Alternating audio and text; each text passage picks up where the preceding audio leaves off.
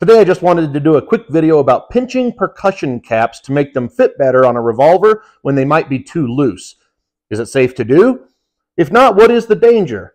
Well, I'll share with you my thoughts on the subject today. I'm Dustin and you're watching Guns of the West.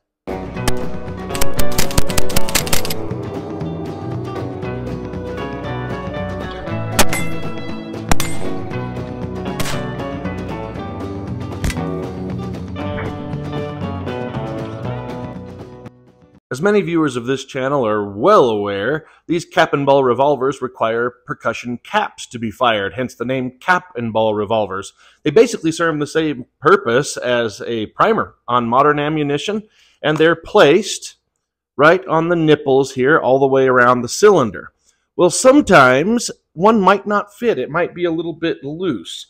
Here's what one looks like. That's a close-up of a percussion cap, and there's the opening that fits down over the nipple. And what some people like to do is pinch them to make them tighter if they're too loose to stay on. But if I pinch this, which is fairly easy to do, it does get narrower in this direction, sure. But notice that makes it wider in this direction. Well, what's the danger of that, you might be wondering? And the danger of that is, while it might be tighter in one direction, it's going to have gaps on two sides of the nipple in the other direction, and those gaps are a place where fire can possibly get up under the cap when the gun is fired. Here's a picture I showed recently in a video about chain fires, and if you haven't seen that video, I'll put a link to it in the description of this video down below.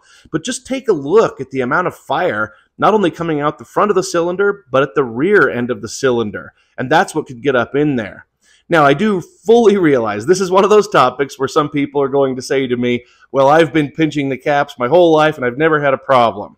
Well, it's possible you'll continue on and go your whole life without a problem, but it's one of those things where you only have to be wrong once and you could end up having a chain fire. And in my other video, I explained what the dangers of that could be. So I strongly recommend not pinching caps, but rather just finding caps that fit properly in the first place.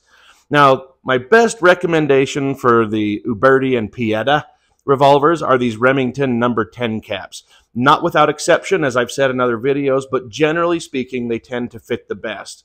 Now, I realize at the time of this recording, they're very hard to find, but they do pop up every once in a while, and I'm fully confident that they are going to get back to normal as far as their availability. In the meantime, if you're not able to find the Remington number 10s, a good substitute is CCI number 11. These are the Magnum number 11s. They work just fine. You can also get it without the Magnum. It just won't be as hot, but it'll work. The CCI number 11 is the same internal diameter as the Remington number 10. It's just a little shorter. So under recoil, these could back up just a little bit, but rather than pinching them, I recommend just checking between shots to make sure that you don't see any backing off, and if you need to push them back on, you can do that. But again, I know it's a common practice to pinch caps, but for the reasons I'm listing here, I just don't recommend that you do it. Well, as always, I hope you enjoyed the video today, maybe even found the information helpful. Please don't forget to click that like button down below and subscribe to the channel so you can see more videos. And if you look in the description, you'll see where to find me on social media, as well as where to find great Guns of the West products. And also, check out the new Guns of the West channel on Rumble. Thank you so much for watching.